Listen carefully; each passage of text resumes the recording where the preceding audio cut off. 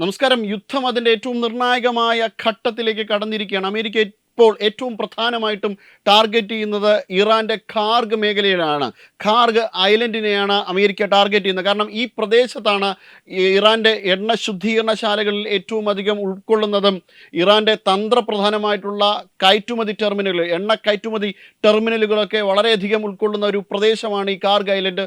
90ഓളം ആക്രമണങ്ങളാണ് ഈ ഖാർഗ് മേഖലയിലേക്ക് അമേരിക്ക നടത്തിയത് എന്നാണ് ഇപ്പോൾ അറിയാൻ കഴിയുന്നത്. എന്തായാലും ഈ പ്രദേശത്തിൻ്റെ ഒരു ശോഷണം ഇറാനെ വലിയ രീതിയിൽ ബാധിക്കും. അതായത് ഇറാൻ ഈ യുദ്ധത്തിൽ വളരെയധികം പുറകിലേക്ക് പോകുന്ന ഒരു സാഹചര്യം ഉണ്ടാകും. കാരണം ഇറാൻ്റെ സാമ്പത്തിക സ്രോതസ്സിൻ്റെ ഏറ്റവും പ്രധാനപ്പെട്ട മേഖലയാണ് ഖാർഗ് വരുന്നത് ഈ ഹോർമൂസ് ഇടനാഴിക്ക് ഏകദേശം 480 കിലോമീറ്റർ മാത്രം അകലെയാണ് ഈ ഖാർഗ് മേഖല സ്ഥിതി ചെയ്യുന്നത്. ഏറ്റവും ഇറാനെ സംബന്ധിച്ചിടത്തോളം ഇറാൻ്റെ ഏറ്റവും ശക്തമായിട്ടുള്ള ഇറാൻ്റെ വലിയ സാമ്പത്തിക സ്രോതസ്സാണ് ഈ ഖാർഗ് മേഖല. ഖാർഗ് മേഖലയുടെ ഒരു തകർച്ച ഇറാനെ വലിയ രീതിയിൽ തന്നെ ബാധിക്കും. ഇറാൻ ശക്തമായ രീതിയിൽ തിരിച്ചടിക്കുന്നുണ്ട്.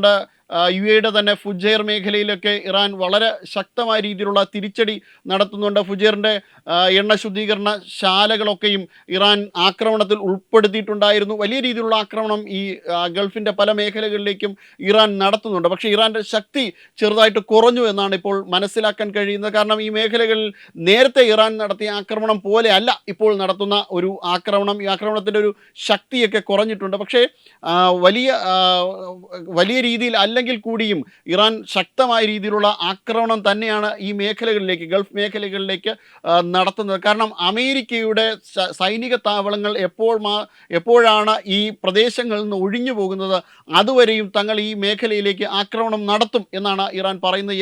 ഇറാൻ്റെ IRGC സേന ഇന്നും വലിയ രീതിയിലുള്ള ഡ്രോൺ ആക്രമണമാണ് സൗദി അറേബ്യയ്ക്ക് നേരെയൊക്കെ നടത്തിയത്. സൗദി അറേബ്യ ചില ഡ്രോണുകളെ വെടിവെച്ച് ഇടുന്ന ഒരു സാഹചര്യമൊക്കെ ഉണ്ടായി.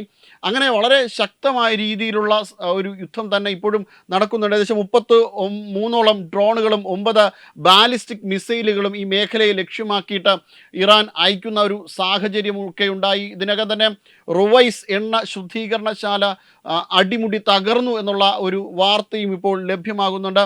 അങ്ങനെ വളരെ തന്ത്രപ്രധാനമായിട്ടുള്ള മേഖലകളിലേക്കാണ് ഇരു സൈന്യങ്ങളും ആക്രമണം നടത്തുന്നത്. അതായത് അമേരിക്കയുടെയും ഇസ്രായേലിൻ്റെയും സംയുക്ത സൈന്യമായിക്കോട്ടെ ഇറാൻ്റെ സൈന്യമായിക്കോട്ടെ ആക്രമണം നടത്തുന്നത് വളരെ തന്ത്രപ്രധാനമായിട്ടുള്ള മേഖലകളിലേക്കാണ്. എണ്ണ ശുദ്ധീകരണ ശാലകൾ തകർക്കുന്നതോടുകൂടി ഈ മേഖല വലിയ രീതിയിലുള്ള പ്രത്യാഘാതങ്ങൾ നേരിടേണ്ടി വരും. പ്രത്യേകിച്ചും ഭാരതത്തിൽ നിന്ന് കേരളത്തിൽ നിന്നുമൊക്കെയുള്ള മലയാളികൾ അടക്കമുള്ള ആൾക്കാർക്ക് നിരവധി പേർക്ക് തൊഴിൽ നഷ്ടമാകുന്ന ഒരു സാഹചര്യം ഉണ്ടാകും. കാരണം എണ്ണ ശുദ്ധീകരണശാലയിലേക്കുള്ള ഒരു ആക്രമണം ഈ രീതിയിൽ നമുക്ക് കൂടി പ്രത്യാഘാതം ഉണ്ടാകുന്ന ഒരു അവസ്ഥ നേരിടേണ്ടി വരും. അതോടൊപ്പം തന്നെ ജലശുദ്ധീകരണ മേഖലകളിലേക്ക് ആക്രമണം നടത്തുന്നുണ്ട്. എണ്ണ ശുദ്ധീകരണ മേഖലയിലേക്കും ജലശുദ്ധീകരണ മേഖലയിലേക്കുമുള്ള ആക്രമണത്തിനെ നമുക്ക് നിസ്സാരമായി കാണാൻ കഴിയുക. കാരണം അത് ദൂരവ്യാപകമായ പ്രത്യാഘാതങ്ങളാണ് ഉണ്ടാക്കാൻ പോകുന്നത്. അതായത് വെള്ളം കിട്ടാതെ സാംക്രമിക രോഗങ്ങളിലേക്ക് എത്തിപ്പെടുന്ന ഗൾഫ് മേഖലയായിരിക്കും ഈ യുദ്ധത്തിന് ശേഷം കാണാൻ പോകുന്നത്.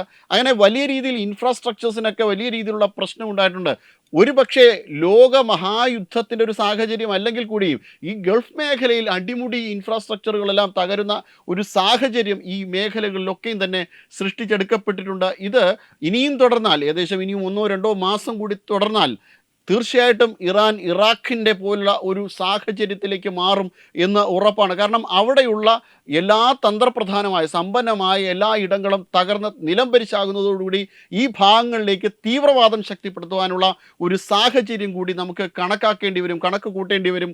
ഇത് ഇങ്ങനെ ഒരു പ്രത്യാഘാതം കൂടി മേഖലയിലേക്ക് ഉണ്ടായാൽ തീർച്ചയായിട്ടും ഈ മേഖലയ്ക്കെന്നല്ല വലിയ രീതിയിലുള്ള പ്രശ്നങ്ങൾ സൃഷ്ടിക്കപ്പെടും. കാരണം ISIS ഇറാഖിൽ ഇതിനോടകം തന്നെ പിടിമുറുക്കിയിട്ടുണ്ട്. ഇനി ഇറാനിലേക്ക് കടന്നു കയറിയാൽ തീർച്ചയായിട്ടും ലോകത്തെ സംബന്ധിച്ചിടത്തോളം അതൊരു നടുക്കുന്ന ഓർമ്മ തന്നെയായിരിക്കും. നടുക്കുന്ന ചില കാഴ്ചകൾ കൂടി കാണേണ്ടി വരും. അതോടൊപ്പം തന്നെ ഗൾഫ് മേഖലകളിലേക്ക് എക്സ്ട്രീമിസം കടന്നു കയറി കഴിഞ്ഞ് കഴിഞ്ഞാൽ വളരെ സമ്പന്നമായിട്ടുള്ള ഈ മേഖലയിൽ എന്തെങ്കിലും തരത്തിലുള്ള പ്രശ്നങ്ങൾ ഉണ്ടായിക്കഴിഞ്ഞ് കഴിഞ്ഞാൽ തീർച്ചയായിട്ടും അതിനെ അതിജീവിക്കാൻ പോലും ലോകത്തിന് സാധ്യമല്ലാത്ത ഒരു ബുദ്ധിമുട്ട് തന്നെ ഉണ്ടാകും. എന്തായാലും തീർച്ചയായിട്ടും ഉടൻ തന്നെ യുദ്ധം അവസാനിച്ചില്ല എങ്കിൽ വളരെ ദൂരവ്യാപകമായ പ്രത്യാഘാതം തന്നെ ഉണ്ടാകും. ഇതൊരു ലോകമഹായുദ്ധത്തിലേക്ക് നീളുന്നില്ല എങ്കിൽ പോലും മനുഷ്യൻ്റെ ജീവനോപാധികൾക്ക്, മനുഷ്യൻ്റെ ജീവിതത്തിന് വലിയ രീതിയിലുള്ള ബുദ്ധിമുട്ടുണ്ടാകും, പ്രത്യാഘാതങ്ങൾ തന്നെ ഉണ്ടാകും.